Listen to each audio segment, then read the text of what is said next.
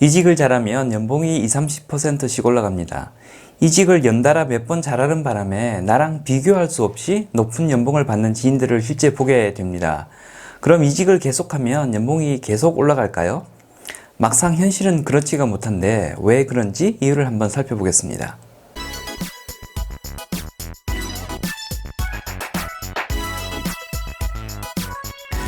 안녕하세요, 장프로입니다. 1, 2년마다 이직을 하는데 이직 한 번 할 때마다 연봉을 20~30%씩 올리며 계속 이직하는 사람들이 있습니다. 이렇게 계속 이직을 하면 연봉이 끝도 없이 오를 것 같지만 실제 현실은 그렇지가 못합니다. 그렇게 두세 번은 가능한데 계속 되기는 어렵습니다.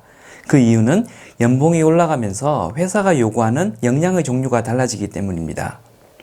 연봉을 올리며 이직하는 사람들은 회사가 필요로 하는 무언가를 잘 하는 사람들입니다. 프로그램을 잘 짜든가 마케팅에 해박한 지식과 경험을 가지고 있다든가 하는 식으로 특정 펑션에 전문성이 있는 사람들입니다. 연봉 인상의 근거가 되었던 특정 펑션에서의 전문성은 대개 본인 혼자만 잘하면 되는 일일 가능성이 큽니다. 그런데 문제는 혼자만 잘해서 받을 수 있는 돈은 명확하게 한계가 있다는 사실입니다. 10년차 과장 연봉이 5천만 원인 분야라면 한계치가 8천 정도, 10년차 과장 연봉이 1억 정도 되는 분야라면 한계치가 1억 5천 정도라고 생각하면 됩니다. 기능적 전문성을 가지고 빈번한 이직을 통해서 받을 수 있는 연봉의 한계치는 생각보다 높지 않다는 것이지요. 그런데 그보다 더 높은 연봉을 받는 사람들은 수두룩한데 그들은 어떻게 해서 그 연봉을 받나 할 수 있는데요. 기능적 전문성으로 다다를 수 있는 연봉의 한계를 뚫는 경우는 기능적 전문성에다 조직관리 역량이나 인맥 같은 인간관계와 관련된 역량이 덧붙여지는 경우입니다.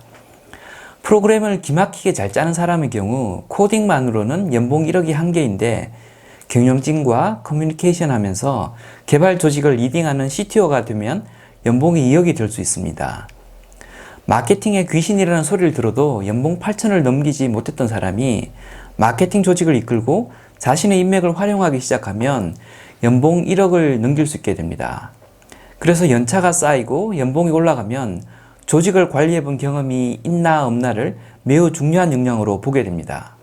조직 관리를 경험해 봤고 자기를 따르는 사람이 있는 경우와 그렇지 않은 경우에 시장 내 몸값은 큰 차이가 납니다.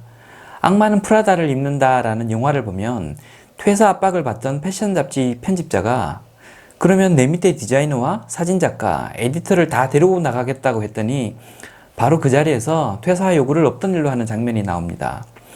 현실 세계에서 이런 일은 빈번히 일어납니다. 조직에서 나를 필요로 하지는 않지만 나를 따르는 내 밑에 사람들 때문에 내 몸값이 유지되는 경우가 있습니다.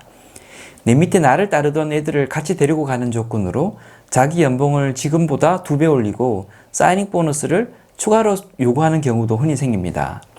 이 경우 나만 덕을 보는 것이 아니라 옮길 내 밑에 조직원은 물론이고 옮길 회사도 같이 유리한 경우가 많습니다. 그런데 여기서 중요하게 봐야 할 점은 이런 조직 관리 역량은 잦은 이직으로는 축적되기 어려운 역량이라는 사실입니다. 조직 관리 역량은 한 조직에 오래 몸담으면서 수많은 시행착오를 겪고 인간적 신뢰를 쌓으며 축적되는 역량이기 때문입니다. 그래서 잦은 이직을 통해 연봉을 올리면 조직 관리 역량이나 인맥은 오히려 나빠질 수 있음을 인지해야 합니다. 특히 인맥 형성이 그런 속성이 강한데요. 비즈니스를 하면서 인맥이 축적되는 이유는 내가 잘나서가 아니라 내가 소속된 조직이 잘났기 때문입니다. 내가 소속된 조직에 내가 뿌리를 내리고 있어야 남들도 나를 인정하고 인맥이 형성됩니다. 그런데 기능적 전문성을 매개로 연봉을 올리기 위해 회사를 자주 옮겨버리면 주변 사람들은 내게 기대할 것이 없어지면서 인맥 쌓기에도 악영향을 받게 됩니다. 그래서 이직은 내 적성에 맞는 회사나 성장성이 있는 산업 분야를 찾는 수단으로 사용하시는 것이 좋고 연봉을 올리는 수단으로 사용할 때는 가급적 제한적으로 사용하는 것이 장기적으로 유리할 수 있습니다. 누구나 계속 성장하기를 바라게 되는데요. 젊었을 때는 기능적 전문성을 쌓는 데 주력하시더라도 특정 나이대나 직급에 이르면 조직관리 역량이나 인맥 강화도 같이 신경을 쓰시는 것이 좋겠습니다. 지금까지 장프로였습니다. 감사합니다.